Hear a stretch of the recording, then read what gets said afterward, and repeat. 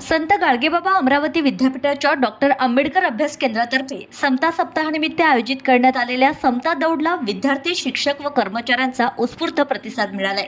कार्यक्रमाची सुरुवात डॉक्टर पंजाबराव उपाख्य भाऊसाहेब देशमुख यांच्या पुतळ्याला कुलगुरू डॉक्टर महेंद्र ढोरे यांच्या हस्ते पुष्पार्पण करून करण्यात आली। त्यानंतर पंचवटी चौक ते डॉक्टर बाबासाहेब आंबेडकर चौक दरम्यान समता दौड काढण्यात आली। कुलगुरू डॉक्टर ढोरे यांनी हिरवी झेंडी दाखवून दौडीचं उद्घाटन केलंय। या दौडी दरम्यान श्री शिवाजी शारीरिक शिक्षण महाविद्यालय तसेच कला व वाणिज्य महाविद्यालय येथे महापुरुषांना अभिवादन करण्यात आलं। इरविन चौक येथे दौडीचा समारोप झाला। यावेळी डॉक्टर बाबासाहेब आंबेडकर यांच्या पुतळ्याला सर्व मान्यवरांनी अभिवादन केलं।